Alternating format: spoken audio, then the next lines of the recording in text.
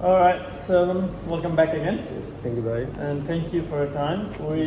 As you are the same learner, so we won't have much to do with this one.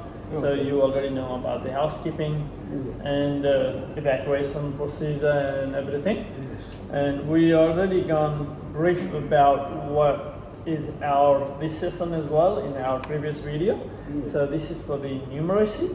Okay. And numeracy is about numbers, adding, taking away, and multiplying, those sort of things. So your numeracy is pretty good. You're in level 3, but I want to get you up to level 4.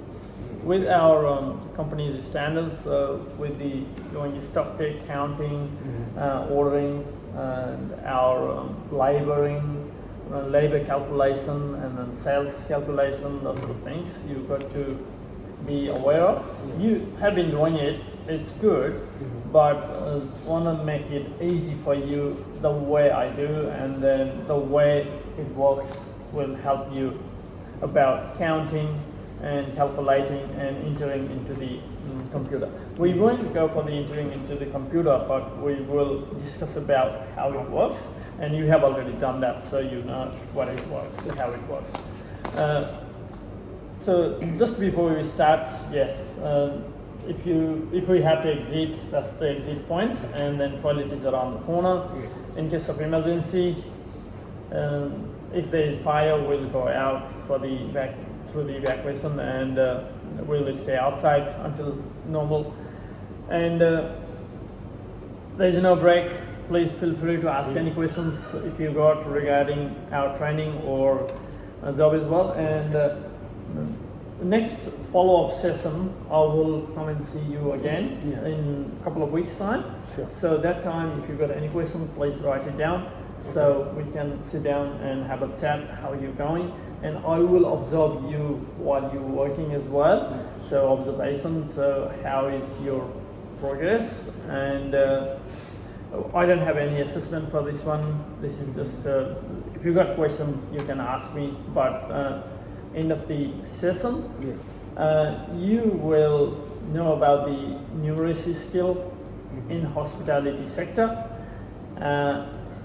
Just a thing about how much we're counting, what we're counting, what we're calculating. You got to think about and milliliter, liter, kg, just those sort of things, and making it easy to count from milligrams to grams, and boxes. If it's a half a box, we will go 0.5, or if it's less than half, maybe we'll go 0.4, or those sort of things you need to adjust, because we can't, every single thing we can't measure them, right? So main thing you need to measure is expensive product, meat, chicken, seafood, those sort of product, you need to measure them. You get the exact amount, so that gives you the exact amount. Like little ones, sauces, if it's a little bit left, even we won't worry about too much, right?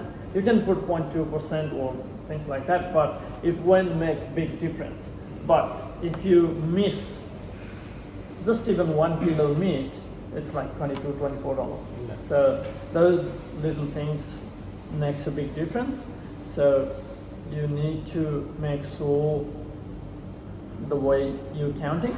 Okay. Definition of numeracy. The skill of numeracy skill is ability to use, interpret, and communicate mathematical information to solve the real world problem. Right? Any sort of mathematical. This includes the ability to understand basic math like addition, subtraction, division, and multiplication. This one we use for our stock take. So I got the sheet here. This is quite small, but this has got all our stock name, and then quantity, how they measure the kilo or box or liter, and these ones. So when we calculating, when we counting, make sure you count right behind there, right? Makes it easier. Or right here in this column. We can make it bigger, this column, so it makes it easier to write it down. Or if you are good at writing small letters, and then you can fit in. And with the meat product and chicken product, try to write just in this side, so it makes it easier. You don't have to make another page and then calculate. So because meat is only one column there, and we have got like 120, 130 kilo of meat sitting in the fridge every week. So that way it won't fit in this small column, so go in this column, so it makes it easier. And if you go more advanced with the numerical, it goes in the graphic, statistical, and spatial, those sort of things, but we won't go that far because all we're doing now is the basic numeracy, just adding and subtracting and multiplying. Okay? And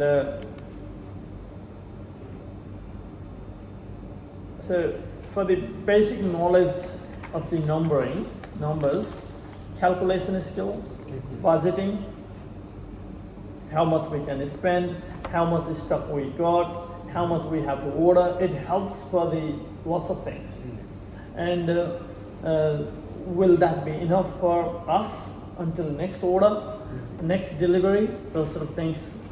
The numeracy gives us the idea whether we need more or not, whether we need to order this week or wait till maybe another couple of days, those sort of things.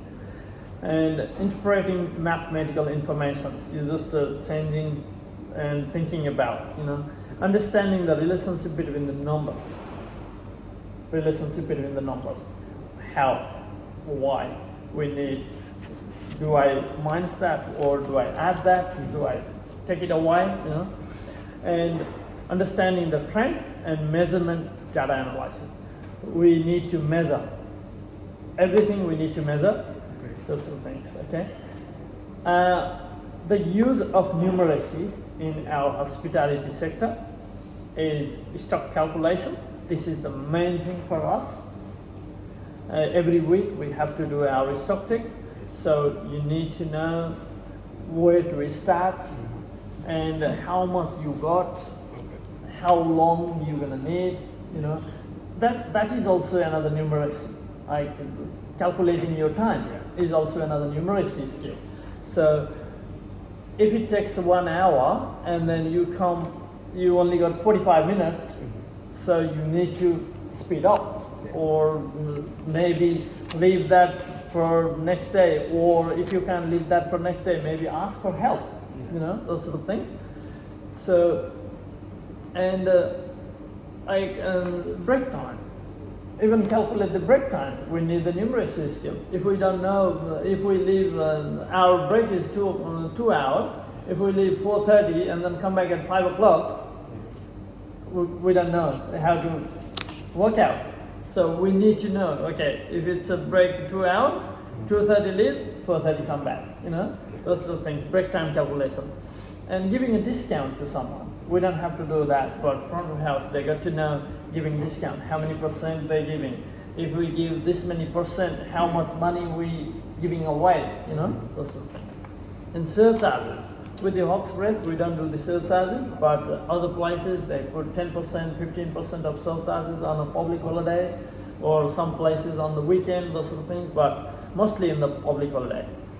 And cash handling, of course, end of the shift or beginning of the shift, how much money we got, how much money we make. Do we need to calculate that? And how much we lose, or yesterday we made this much, today we made less or more, Of course, we need to give the information to our bosses, so we got to make sure everything is perfect.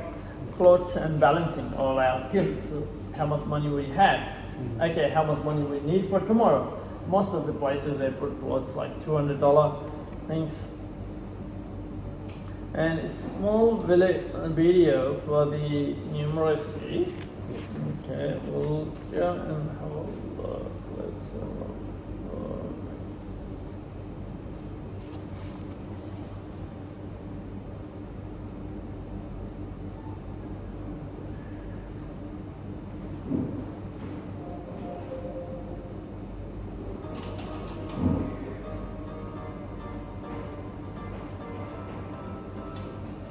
numeracy in hospitality. Catering for an event involves ordering and cooking food in large quantities. While it is important that no one leaves the event hungry, at the same time, the oversupply of food could be a costly mistake. This chef is prepping for an upcoming event. He needs to have everything ordered for it today. The menu comprises main courses consisting of beef, fish, or a vegetarian option. The function brief states that there will be 125 guests, including 5 children. The children will have a special children's meal. Also, 15% of adult guests are vegetarian. Vegetarian. Other guests will be served beef or fish alternately. This means that half of the non-vegetarian adult guests will be served fish and half will be served beef. To get the ordering right, he needs to know how many of the main courses for the adult guests will be vegetarian and how many will be beef and fish. We can work this out by looking at the numbers from the function brief. Firstly, the number of adult guests is 120, as there are 5 children included in the total. We know that 15% of the adults have requested vegetarian meals, so how many are required? Using the calculator, 120 times 15% equals 18. That's how many vegetarian meals are required. The beef and fish meals will each make up half of the remaining adult servings. So to calculate the numbers there, we subtract the number of vegetarian meals, 18, from the total number of adult meals. That's 120 minus 18, which equals 102. Then we divide 102 in half, or multiply it by 50%. And that equals 51. So, 51 beef meals are needed, and 51 fish meals are needed. The stock ordering is not quite done. Each adult guest will also be given 2 small dinner rolls to accompany the meal. However, 10% of the guests attending have requested gluten-free dinner rolls. So, how many gluten-free rolls and how many regular dinner rolls will be required for the function? We will calculate this by first working out how many rolls will be needed in total. There are 120 adult guests, and they are allocated 2 rolls each. 120 times 2 equals 240. We then calculate 10% of 240, either by shifting the decimal point 1 space to the left, which is the same as dividing the number by 10, or by using a calculator.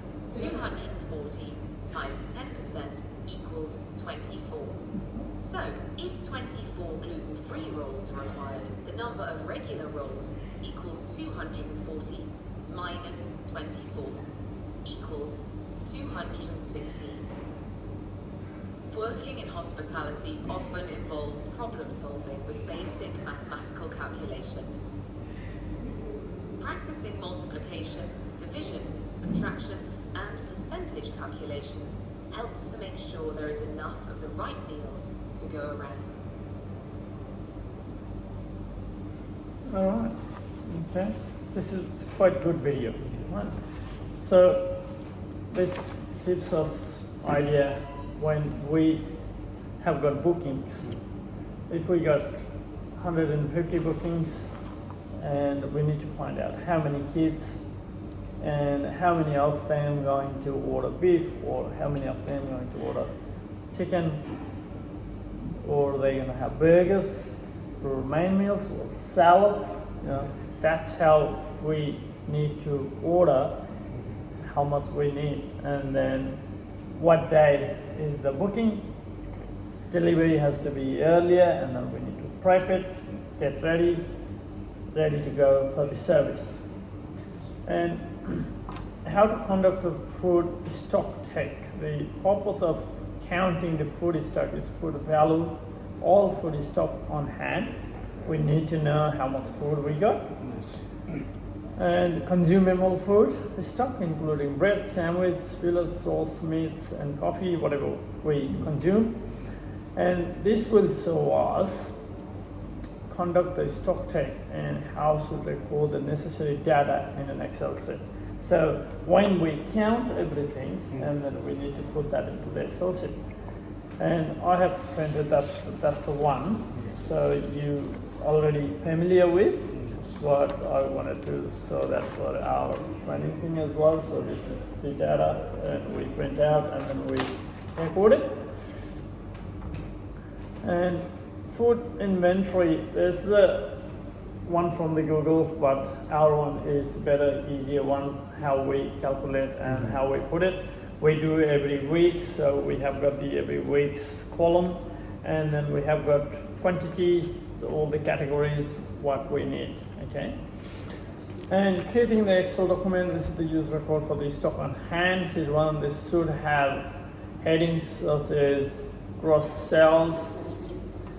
They go on the bottom of our stock take, and net sales, GST amount.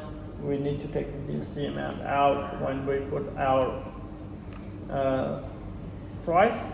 And opening stock is the opening stock will be the first count, but if it's last count, but if it's the first count, it will be 0.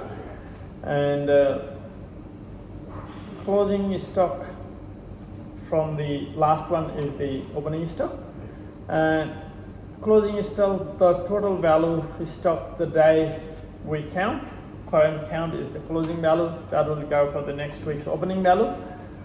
And cost of sales, we will get that from our computer. How much we sell for the week. If we're doing that for the month, we will calculate all for the month. And gross profit, so once we put everything together, and then we will find out whether we profit or we loss, and we need to find out what percentage we're losing or what percentage we making more than last year or this year before, no? And the data entry sheet, it helps to record all the data. And with the column, we'll have product name, unit, measuring unit, and unit of cost, and quantity on hand, and total cost. And preparing for the stock take, all you need to know about is have a correct equipment ready to measure, scale, and those sort of things. Weight scale, clipboard paper, you got ready to go, pen. And if you working in the freeze, have a good warm jacket, and ensure all the freezer are clear to count. Your everything is visual, easy to view, and easy to find out the numbers to read, and all the stock is identifiable. You know the correct cost of the person and product you counting. So everything has got there as well, so it makes it easier. And record all the stock been counted in the data entry sheet. So end of the count, we'll do that. And with all the mid, fish, and high value items, as I already said that. High value items, make sure you're not missing anything and count it correctly. And remaining out on items as well, count it and record it. If we're transferring any products, like from one place to another place, we transfer, we bring from them, and we give them as well. So we need to record those as well. And so another thing, and ensure all the dates on the delivery dockets are within the period, so you're not using the last week's docket, for the, otherwise it will make your a big difference. And all the sales figures are up to date, you're using the right dated, and calculate your gross profit, and all these steps we already gone through. So pretty much the stock take is complete, right? So this is the way it will make you easier going forward, okay? hopefully we cover everything. Yeah. So if not, we will catch up in our next session. Sure. So in our review session, we will go through everything. If you got any question, please write it down or send me an email Okay. or text me. Sure. You can do anything. Okay? Okay. So that way we will solve the problem. Okay? Okay. All right. Thank you for your time. So hopefully I will see you growing. Yeah, sure. And Thank you. next time, if we got more Yeah. questions, we'll discuss about that. All right? Thank you so much. Thank you.